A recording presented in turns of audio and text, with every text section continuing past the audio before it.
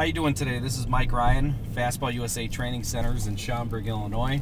I'm actually on my way to a lesson and wanted to talk to you today about some of my training thoughts on what I see with working with kids from ages anywhere from all the way as young as 7 all the way up through college. Really, I want to talk to you today about philosophy. What I usually see nowadays is kids are mainly overcoached and they're undertrained. And what I mean by that is a lot of these kids, a lot of the bad habits that they're getting are habits that are coming from parents, well-meaning coaches, well-meaning parents, and trying to get them to do the correct things. A lot of the times, what I found out from doing this for the past 10 years is that a kid can figure out what to do and how to do it if he's got enough reps in and he understands if he hits with a good goal in mind. So basically, what I want you to understand from this is kids are overcoached and undertrained. And for example, instead of taking the time to try to show them piece by piece instruction all the time, a real simple exercise for a hitter would be putting a baseball on a tee and trying to hit the ball back into a target, say 30 feet away, and trying to see if he could hit the ball straight for example 30 feet.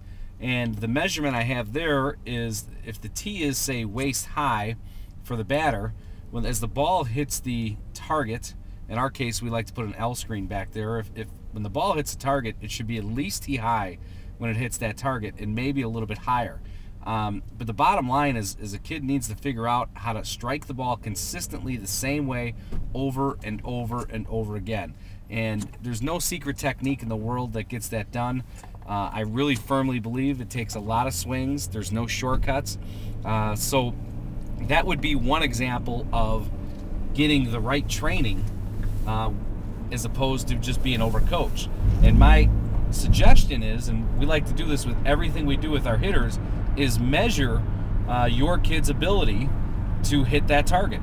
So what I mean by that is simply take out a sheet of paper and jot down every time he hits the target. He gets 10 swings and track how many out of 10 does he hit the target. So now if he hits 2 out of 10, the next time he comes back and does that, now you've got to track and measure. Now he's got a point where he goes, all right, now I've got to improve that. And now he's got a goal. So if he hits a 2 out of 10, next time he comes out, maybe he hits a 4 out of 10, 5 out of 10, and he's got something to work for. A couple things happen there is, number one, his swing is getting more consistent the more he fires that ball back into the target. The other thing that's starting to happen there is that he is starting to motivate himself based on the number. A lot of time kids are just motivated by numbers. This also takes you out of the way.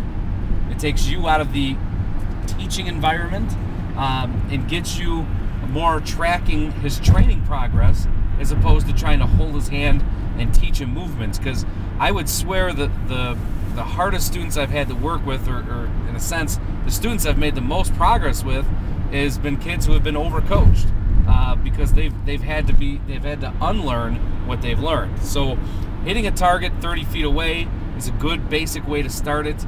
And then just start how often they hit that target. You could also take that to another level and draw a diagram of, say, the batting cage or the area you're hitting in, and just simply draw dots around the cage and where the ball goes. This also will give them feedback on when he's not hitting the target. It'll give them feedback saying, okay, do you notice you have a habit of missing down to the left or up to the right, which are a couple common things that you see with inconsistent swings. And now, once he starts to see his patterns of what happens when he misses, now he can work at changing the flight pattern, which is basically, once again, if the ball's tee high, we want to see the ball tee high or a little bit higher by the time it hits that target if it's 30 feet away. So start there with your training. Another way to do this would be training a kid to be explosive and powerful, is simply measuring either how fast he swings the bat while he's hitting off the tee, simply training how hard he hits the ball. We do that in our training with measuring exit speed. We'll actually use a jugs gun and measure the exit speed on the ball. We use another radar that also does the same thing. We will also measure when we're outside a kid's ability to hit the ball far.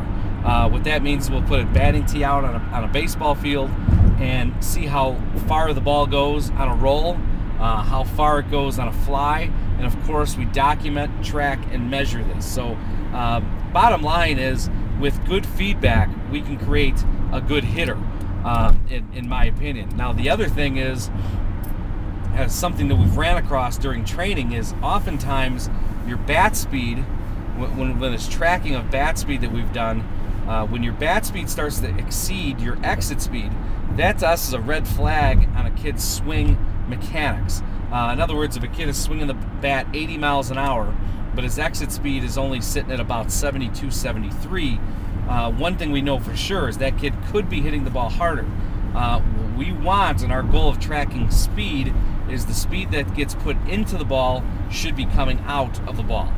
So if he's not matching, say for example, his bat speed's 80, his exit speed of a good swing should at least be 80 miles an hour, maybe even more, maybe even a little bit more than that. I think our best that we've ever had in our training center is about 5 to 7 miles an hour faster. So an 80 bat speed turning into an 85 to 87 exit speed.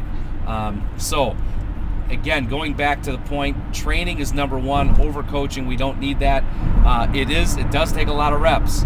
So if you're looking for a quick fix, maybe that's not the right way to do it, but a quick fix is not the way to become a great hitter either. So finally, and let me wrap this section up with a couple things for you guys to think about. If I'm going to train to be a better hitter, the number one thing scouts look for is guys who hit the ball hard and hit it hard consistently.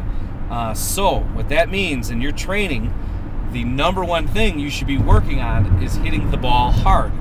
And that is one of the reasons why we measure the exit speed of the ball, and also the distance outside, and also the bat speed. The second thing you should be working on in this order is ball flight. So for example, like I said before, if the tee is waist high, that ball should fly 30 feet, at least waist high, maybe a few feet higher as it hits the target. For example, if the tee is waist high and you're bouncing balls into the target, or the ball is going up too high before it gets to the target, it's hitting the top of the net, that is poor ball flight. What we're looking to try to do is create backspin on the ball and get very good ball flight on the baseball. So in all of your training, your number one goal should be focusing on practicing and hitting the ball hard as you can. Secondly, on also creating good ball flight, in that order. And that's how we begin the building blocks of building a great successful hitter. What's going to hold you back from attaining this in a game is, number one, not taking enough practice swings at full blast, at really good hard swings often enough. And the other thing that's going to hold kids back is simply fear. If the kid is scared of swinging and missing, which most kids are, if they're afraid of swinging and missing, if they're afraid of striking out, that's going to dial down their swings, and they're going to be afraid and dial it down just to make some contact. So if you want to be a high impact, explosive hitter, you need to eliminate the fear. You're going to take some swings where you fall off balance at first, but remember, the goal is to figure out a way to hit the ball hard, and to do that, you're going to have to use the energy that is required to hit the ball hard. So in conclusion, number one, keep working on hitting it hard. Number one, keep on working on hitting it straight, and focus on good ball flight.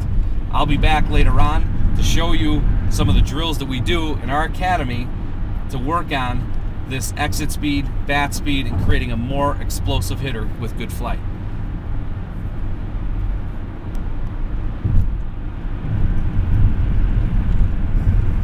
Fighting the sun.